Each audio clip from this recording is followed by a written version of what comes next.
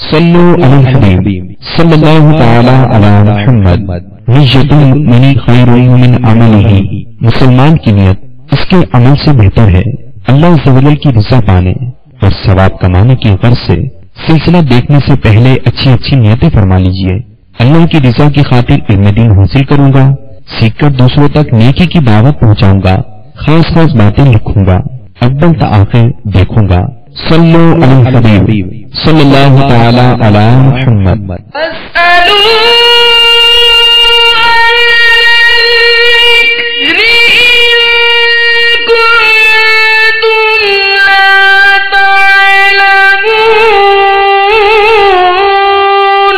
تو اے لوگوں ان گانوں سے پوچھو اگر تمہیں علم نہ ہو۔ حضور یہ ارشاد فرمائے کہ کفار کے کچھ تہوار آتے ہیں، میلے ان کے ہوتے ہیں، مسلمان بھی اس میں ایک دوسرے کو مبارکباد بھی دے رہے ہوتے ہیں اور شرکت بھی کرتے ہیں۔ یہ کرنا کیسا ہے؟ اسلام جو ہے ایک جدا والا مذہب ہے، اور اللہ تعالیٰ نے ارشاد فرمایا یا ایھا الذین آمنوا ادخلوا فی السلم کافہ، اے ایمان والو اسلام میں پورے داخل ہو جاؤ۔ اسلام میں داخلہ ایسا ہو کہ پھر کفر کی علامات، کفر کے اثرات میں سے کوئی بھی شے پھر اس مسلمان کے ساتھ متعلق نہیں ہونی چاہیے، مسلمان ہر شے سے دور ہو۔ سرکار دو عالم صلی اللہ تعالی علیہ وسلم نے ارشاد فرمایا من تشبہ بقوم فہو منہم، جو جس قوم سے مشابہت اختیار کرتا ہے وہ انہی میں سے ہے۔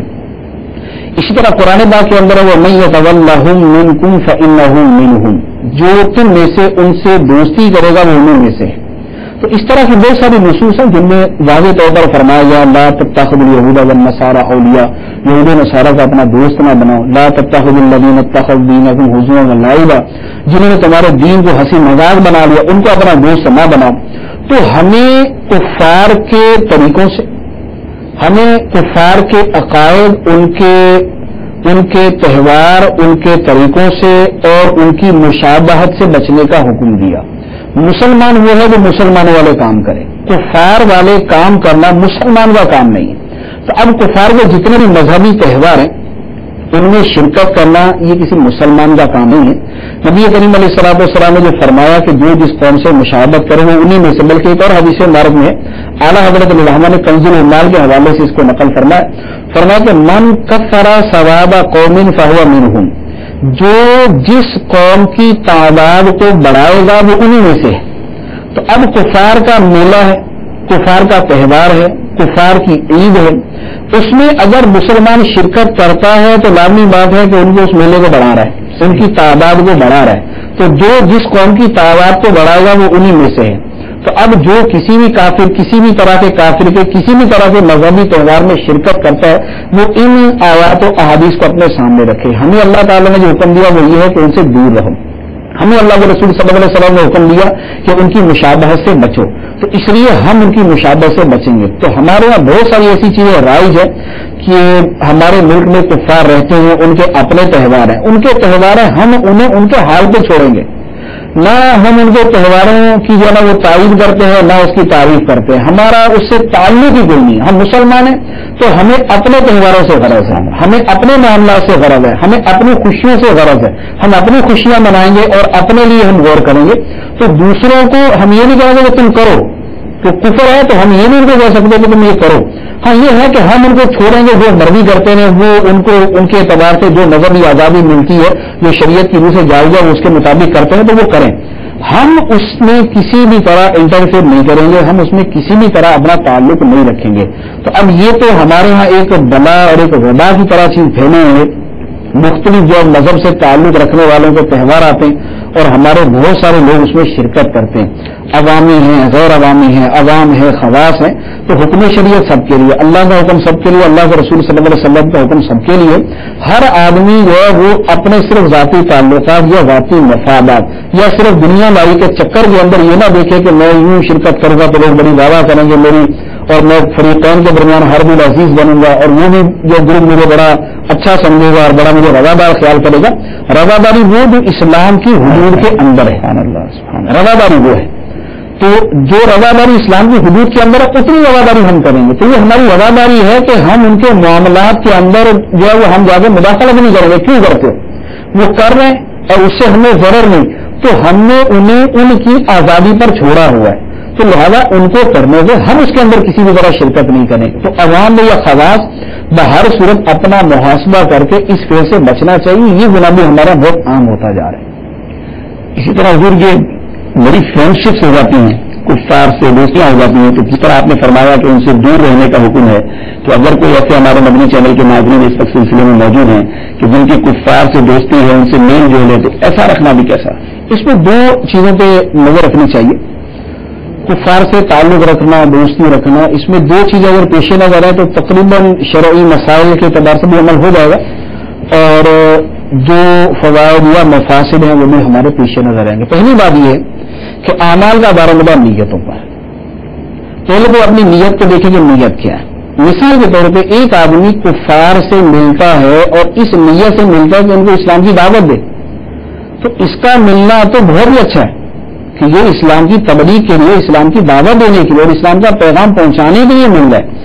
تو جو مبلغین، جو علماء کفار کے ممالک میں جاتے ہیں، ان کے ساتھ نشستیں کرتے ہیں اور ان کو سمجھاتے ہیں اور ان کے شبہات کا ازالہ کرتے، ان کو اسلام کی دعوت دیتے، ان کو اسلام کی حقانیت بتاتے ہیں، تو ان کا فعل تو اعلیٰ درجے کی تبلیغ ہے. اور یہ تو انبیاء کرام علیہ الصلوۃ والسلام کا طریقہ کہ انبیاء کرام علیہ الصلوۃ والسلام کفار ہی کی طرف جاتے تھے اور ان کو اسلام کی، اپنے دین کی دعوت دیا کرتے تھے. تو اسی طرح تحفے تحائف دینے کا سلسلہ ہے، یا ان کے ویسے میل ملاقات ہے، کسی کا مل بیٹھ کے چائے پی لیتے ہیں. مقصد اس کے اندر ہے کہ اس کو اسلام کی طرف راغب کرو، اسلامی تعلیمات جس کو پہنچاؤں. یہ ایک ہے نیت کے اعتبار سے.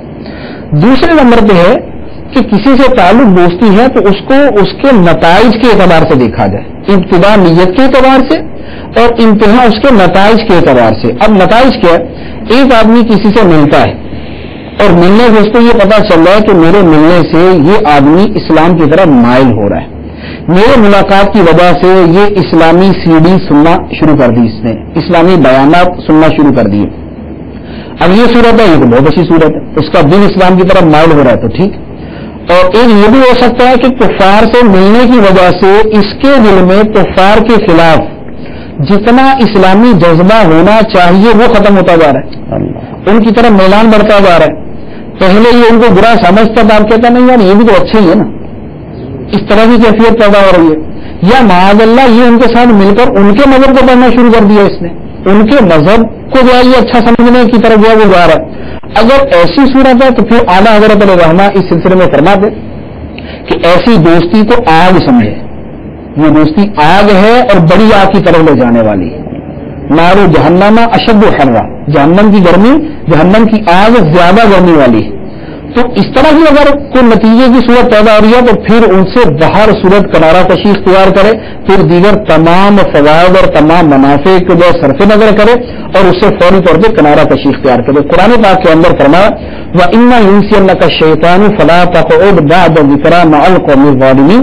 اگر شیطان تجھے بھلا دے کہ بھول کر تم ان کے پاس بیٹھ جاؤ، اللہ کے دشمنوں کے پاس بھول کر بیٹھ جاؤ، تو فرمایا کہ فَلَا تَقْعُدْ بَعْدَ الذِّكْرَىٰ مَعَ الْقَوْمِ الظَّالِمِينَ، تو یاد آنے کے بعد ظالموں کے ساتھ نہ بیٹھو.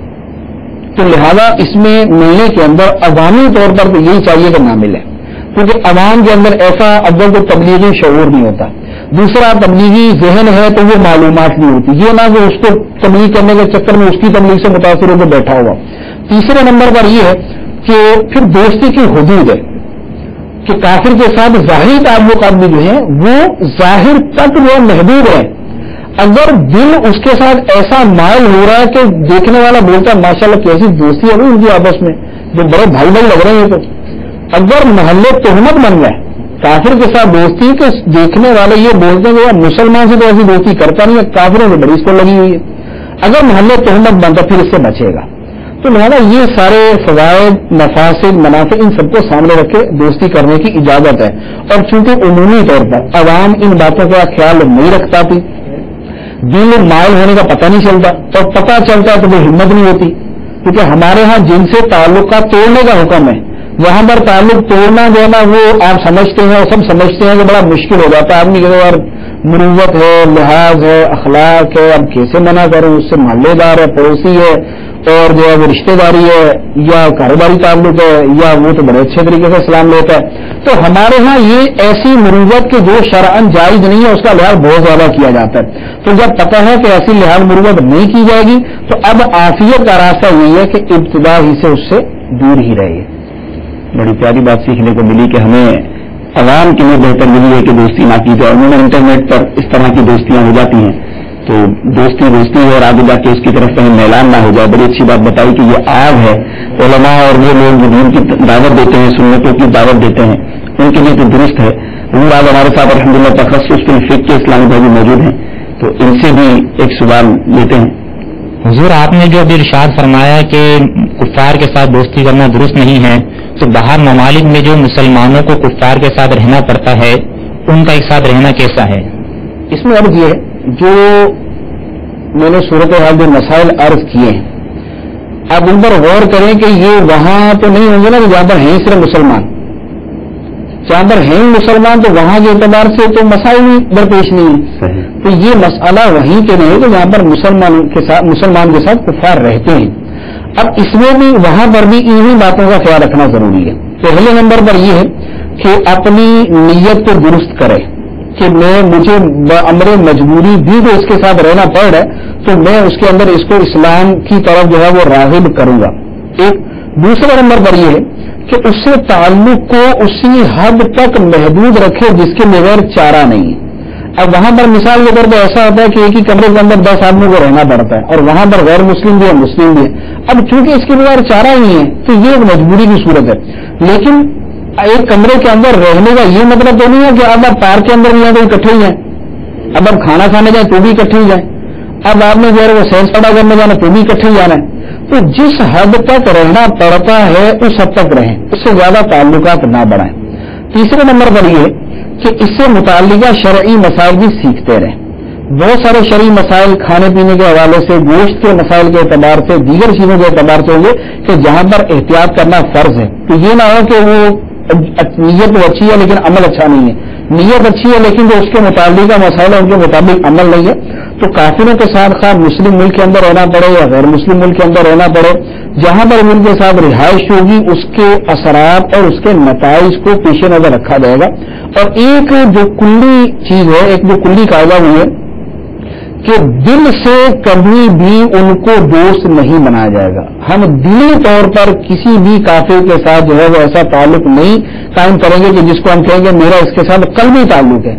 کیونکہ جہاں پر قلبی تعلق ہوگا وہاں پر جو ہے وہ مداحمت کی صورت ہے, وہاں پر اپنے دین میں نرمی کی صورت ہے, وہاں پر کفار کے بارے میں جو حکم ہے اس کے اندر جس قدر شدت کی ضرورت ہے وہ سب ختم ہو جائے گا. تو قلبی دوستی نہیں, ظاہری تعلق اچھی نیت کے ساتھ بامر مجبوری جتنا ہو سکتا اس حد پر محدود رہیں گے. حضور آج کل فیشن کا دورہ ہے, نوجوان کو دیکھا گیا ہے کہ عجیب قسم کے فیشن اپناتے ہوئے نظر آتے ہیں. تو انہی نوجوانوں میں سے یہ بھی دیکھا جاتا ہے کہ بعض نوجوان اپنے سر پہ چوٹی سجا لیتے ہیں. جس طرح عورتیں جو اپنے بالوں میں چوٹی بناتی ہیں اسی طرح مرد بھی بعض ماڈرن نوجوان کو دیکھا ہے کہ وہ اپنے سر پہ چوٹی سجاتے ہیں. تو ان کا یہ چوٹی سجانا کیسا؟ اصل میں یہ تو ایک مفت کی بلا ہے جو اپنے گلے نہیں ہوں گے. یہ اصل ہے مقابلہ بازی اور منفرد نظر آنا. یہ بس ایک شوق ہے کہ میں بس ڈفرینٹ نظر آؤں لوگوں سے, اور میری جو ایک انفرادیت اور میں یونیک نظر آؤں سب سے, بس یہ ایک مصیبت ہے. ہمارے جو شرعی احکام ہیں وہ اس میں کئی اعتبار سے. پہلے نمبر پر تو ہمیں خود پسندی سے منع کیا کہ خود پسندی اپنے آپ کو اچھا سمجھنا اور اپنے آپ کو جو ہے وہ کچھ بنا سنوار کے رکھنا, اسی سے منع کیا. جس طرح آپ نے فرمایا کہ منفرد نظر اس میں اضافہ کر دوں کہ اب تو کان میں بالیاں, ناک میں بالیاں, بلکہ بیرون میں نہیں جانا ہوا تو وہاں ہونٹ کے اندر اور زبان کے اندر تک وہ بالیاں پہنتے ہیں. جی یہ دکھنے میں آتی رہتی اس طرح کی چیزیں, اور یہ ہمارے ہاں یہ ہمارے پاکستان میں بھی اس طرح جو ہے نا یہ رجحان بڑھتا جا رہا ہے. تو اس میں ایک تو یہ ہے کہ یہ خود پسندی اور انفرادیت جو ہے یہ کوئی اسلامی طریقہ نہیں ہے. اللہ تعالیٰ نے ہمیں عاجزی کا اور انکساری کا حکم دیا. عاجزی انکساری لازمی بات ہے کہ بندہ منفرد نظر آئے اور سب سے نمایاں ہونے کی کوشش کرے. اس میں عاجزی انکساری نہیں ہے, اس میں تکبر ہوگی, خود پسندی ہوگی, عجب ہوگی, خود جا. تو یہ امور عناصر ان کے اندر ہوتے ہیں. ایک بات تو یہ. دوسری بات یہ کہ یہاں پر ایک مقابلے بازی کی بھی صورت ہوتی ہے کہ اس نے ایک فیشن کیا تو ہم وہ کریں گے، اس نے یہ کیا تو ہم وہ کریں گے. یہ جو مقابلے بازی ہے نا، اس میں میں چیز عرض کروں، اللہ تعالیٰ نے ہمیں جس مقابلے کا حکم دیا، اللہ تعالیٰ کا فرمان فاستبقوا الخیرات، نیکیوں کے اندر ایک دوسرے سے آگے نکل جاؤ، ایک دوسرے سے آگے بڑھ جاؤ. ایک اور آیت مبارکہ انہم کانوا یسارعون فی الخیرات، بے شک وہ نیکیوں کے اندر جلدی کیا کرتے تھے. ایک اور جگہ فرمایا سارعوا الی مغفرۃ من ربکم وجنۃ، جلدی کرو اپنے رب کی مغفرت کی طرف اور جنت کی طرف. ارض السماوات والارض، جس کی چوڑائی آسمان و زمین کے برابر ہے. تو ہمیں جس مقابلے کا حکم دیا ہے، اس کا یعنی اس کا بیک گراؤنڈ مقابلے بازی ہے ایک دوسرے سے. ہمیں جس مقابلے کا حکم دیا وہ ہے نیکیوں کے اندر مقابلہ کرنا. اسی کا ایک واقعہ، بڑا مشہور واقعہ آپ نے سنا ہوگا کہ غزوہ تبوک کے موقع پر سرکار دو عالم صلی اللہ تعالی علیہ وسلم نے جب صحابہ کرام سے فرمایا کہ اپنا مال راہ خدا میں خرچ کرو، تو عمر فاروق رضی اللہ تعالیٰ عنہ فرماتے ہوئے میرے دل میں خیال آیا کہ ہر مرتبہ نیکی کے کام میں ابو بکر صدیق رضی اللہ تعالیٰ عنہ آگے نکل جاتے ہیں، تو اب راہ خدا میں مال خرچ کرنے کے اندر میں آگے نکل جاؤں گا. وجہ یہ تھی کہ اس زمانے کے اندر آپ کے پاس مال کچھ زیادہ تھا، تو آپ نے کیا کیا، گھر کا آدھا مال اٹھایا اور سرکار کی بارگاہ میں پیش کر دیا. سرکار صلی اللہ علیہ وسلم نے فرمایا یہ کیا، تو عرض کیا کہ حضور گھر کا آدھا مال چھوڑ دیا اور آدھا مال لے کے آپ کی بارگاہ میں آ گیا. اب دل کے اندر تو خوش تو وہ نیکی میں آگے نکل گیا، تو سرکار صلی اللہ علیہ وسلم خوش ہوں گے، دعا ملے گی. اور سرکار کی دعا اللہ تعالیٰ فرماتا ہے کہ انا صلاتا کا ساکن لہم، کہ اے محبوب تمہاری دعا ان کے دلوں کا سکون ہے. یہ قرآن واقعہ آیت ہے. تو اب فرمایا کہ تھوڑی دیر گزری تو سیدنا ابو بکر صدیق رضی اللہ تعالیٰ عنہ گھر کا سارا ہی سامان لا کے سرکار کی بارگاہ میں آ گیا. تو نبی کریم علیہ السلام نے فرمایا کہ اے ابو بکر یہ کیا، گھر والوں کے لیے کیا چھوڑا؟ تو عرض کیا کہ اب قیت لہم اللہ و رسولہ، کہ یا رسول اللہ صلی اللہ علیہ وسلم گھر والوں کے لیے اللہ اور اللہ کے رسول کو چھوڑ کے آیا. تو سیدنا عمر فاروق رضی اللہ تعالیٰ فرماتے کہ میں سمجھ گیا کہ نیکیوں کے معاملے میں ابو بکر صدیق سے آگے نہیں نکل سکتا. تو مقابلے بازی یہ ہے، نیکیوں کے اندر مقابلہ، نہ کہ فیشن کے اندر مقابلہ. تو یہ تو ہمارا تباہی اور گھروں کے اندر اخراجات بڑھنے کی وجہ یہ ہوتی ہے کہ ایک اسلامی بینک دوسرے کا وہ لباس دیکھتی ہے تو بولتی ہے یہ لباس مجھے بھی چاہیے، مجھے اس سے اچھا چاہیے. دوسرے کا جوتا دیکھو اس سے اچھا چاہیے، فیشن دیکھا تو اس سے اچھا چاہیے. تو فیشن کے اندر ایک تو یہ مقابلے بازی، دوسرا حب جا، تیسرا خود پسندی، یہ امور ہوتے ہیں. پھر اس کے ساتھ یہ ہے کہ بہت سارے فیشن وہ جو ویسے ہی حرام ہیں. مثال کے طور پہ مردوں کے لیے کانوں میں بالیاں ڈالنا یہ حرام، عورتوں کے لیے شرعی اجازت ہے، مردوں کے لیے اجازت نہیں. اور یہ زبان والا معاملہ تو عورتوں کے لیے حلالیہ تو مرد تو بہت ہی دور کی بات ہے. سرکار دو عالم صلی اللہ علیہ وسلم نے فرمایا جس قوم سے مشابہت کرے گا وہ اسی میں سے ہے. تو اب یہ سر کے اوپر چوٹی رکھنا یہ مسلمانوں کا نہیں ہے، یہ غیر مسلموں کا فیشن. اس اعتبار سے اس میں مشابہت. دوسرا یہ کہ سر پہ چوٹی رکھنا مردوں کا نہیں، عورتوں کا کام، عورتوں کے ساتھ مشابہت. اور حدیث مبارک ہے کہ اللہ تعالیٰ کی لعنت ہو اس مرد پر جو عورتوں سے مشابہت کرے، اور اللہ کی لعنت ہو اس عورت پر جو مردوں سے مشابہت کرے. تو مردوں سے مشابہت یہ ناجائز، کافروں سے مشابہت یہ ناجائز. پھر وہ فیشن بذات خود ایسا ہوتا ہے کہ جس میں اعضاء کو تغیر خلق اللہ تعالیٰ کی تخلیق کے اندر تبدیلی کرنا، کہ کان چیرنا، زبان چیرنا، یا جو ہے وہ بدن کے اندر گدوانا، بدن کے اندر سوراخ کر کے کچھ لکھوانا، یہ والا یہ ویسے حرام. تو اس میں حرمت کی کئی وجوہات جمع. تو بطور خاص انہوں نے سوال کیا سر کے اوپر چوٹی رکھنے کے بارے میں، یہ عورتوں سے مشابہت یہ ناجائز، اور اگر کفار کے ساتھ بھی مشابہت کسی علاقے کے اندر بنتی ہے تو یہ دوسرا ناجائز عمل اس کے اندر پایا جائے گا.